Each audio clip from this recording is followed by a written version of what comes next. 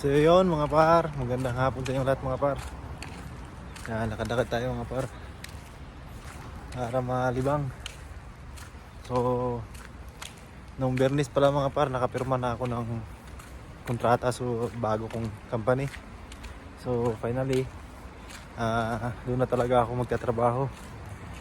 So yun na yung pinakahuli na company na papasukan ko mga par. Hindi na ako magpaparelease dahil okay naman na, goods na. So ina-update ko lang kayo mga par dahil may mga nagme-message sa akin na yun nga, wala na silang nakikitang box. Tapos may nag-message din sa akin, nagtanong kung ano yung rason ko kung bakit nagpa-release ako. So kung napapanood nyo yung dati kong video mga par, unang-una sa sahod, pangalawa sa UT, pangatlo wala silang baga lahat ng cost of living dito kami nagbabayad. So okay lang naman sana yung mga par kung malakas yung company namin, kung katulad ng ibang company na may UT kahit pa paano, no? So wala pang UT, wala pa silang binibigay na libre sa amin. So masama talaga yung pagdating ng sahod. Pagod ka na sa trabaho, ma-stress ka pa sa sahod na maliit na natatanggap mo buwan-buwan. So yun yung dahilan mga par kung bakit nagpa-release ako. At sa present ko ng company ngayon, masaya ako mga par dahil unang-una yun yung trabaho na gusto ko talaga. Kagandahan lang mga par na yun nga, so wala ka nang iisipin na kung ano-ano, basta magtrabaho ka lang, may binibigay naman sila na pagkain. So yun lang, sinashare ko lang sa inyo mga par dahil marami din tayong mga kababayan na napunta talaga sa mga company na hindi maganda. So kaya nagtatanong sila sa akin kung ano yung ginawa kong rason. So unang-una mga par, may foul talaga din yung company namin kasi sa kontrata na pinirmahan ko may libreng pabahay doon. Pero monthly nagkakaltas sila sa sahod namin ng 100, which is napakalaking pera na yun mga par sa atin. So yun na yung yun yung pinaka-foul nila. Kaya yun din yung ginamit ko para i-release nila ako. So sa awa ng Panginoon hindi naman nila ako pinahirapan.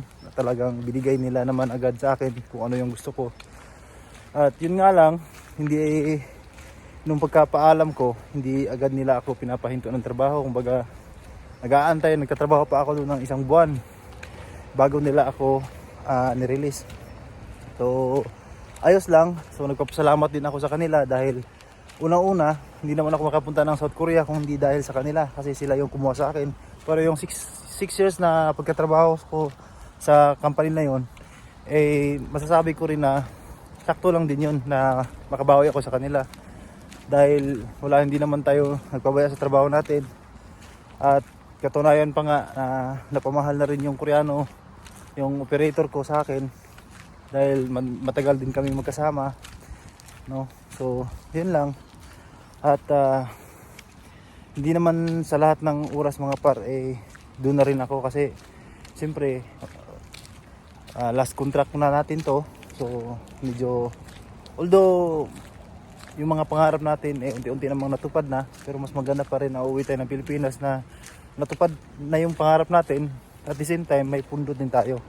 So kung mananatili ako dun mga par, parang sa isip-isip ko lang parang malabo.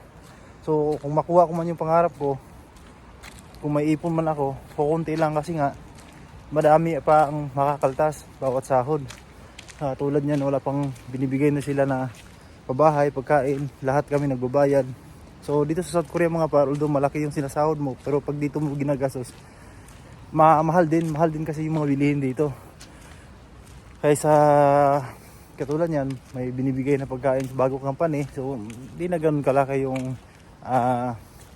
kukunin mo na pera pang allowance mo, baka kunti na lang. So malaking advantage na yun mga par. So yun yung pinaka dahilan kung bakit nagpa-release talaga ako.